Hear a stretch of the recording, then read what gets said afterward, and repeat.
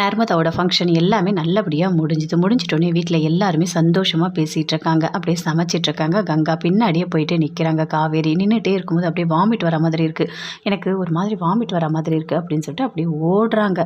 போகும்போது பின்னாடியே ஓடுறாங்க. கங்கா ஓடி போயிட்டு என்னடி ஆச்சு அப்படின்னு சொல்லிட்டு அப்படியே தலையை பிடிக்கிறாங்க. வாமிட் எடுத்துகிட்டே இருக்காங்க. அதை அப்படியே சாந்தி எல்லாருமே அப்படியே பார்க்குறாங்க. பார்க்கும்போது யோசிக்கிறாங்க, எதுக்காக இவ வாந்தி எடுக்கிறா அப்படின்னு சாந்தி கேட்குறாங்க. அங்கேருந்து வராங்க காவேரி கங்கா 2 பேருமே.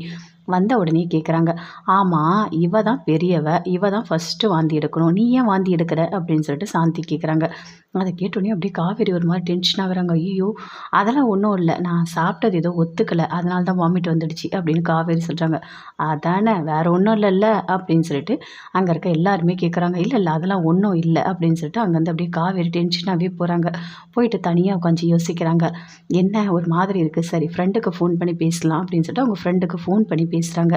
இங்கே பாருடி, உங்ககிட்ட ஒரு உண்மையை சொல்லணும் அப்படின்னு சொல்கிறாங்க காவேரி. சொல்லு என்ன? இல்லை எனக்கு ஒரு மாதிரி வாமிட் வந்துகிட்டே இருக்குது, டேட் வேறு தள்ளி போகுது அப்படின்னு சொல்கிறாங்க.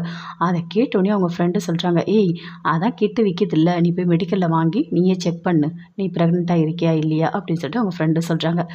அப்படியா, எனக்கு டவுட்டாக தான் இருக்குது, எனக்கு வேற ஒரு மாதிரி பயமாக இருக்குது அப்படின்னு காவேரி சொல்கிறாங்க.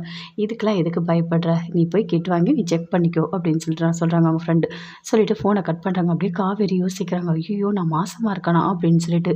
ஆமாம் டேட் வேறு தள்ளி போயிருக்கே அப்படின்னு சொல்லிட்டு ரொம்ப ஒரு மாதிரி டென்ஷனாக இருக்காங்க. வீட்டுக்கு தெரிஞ்சால் என்ன ஆகும், ஐயோ அம்மாக்கெலாம் தெரிஞ்சால் அவ்வளோதானே அப்படின்னு சொல்லிட்டு அப்படியே ஒரு மாதிரி டென்ஷனாக யோசிச்சுட்டு இருக்காங்க காவேரி.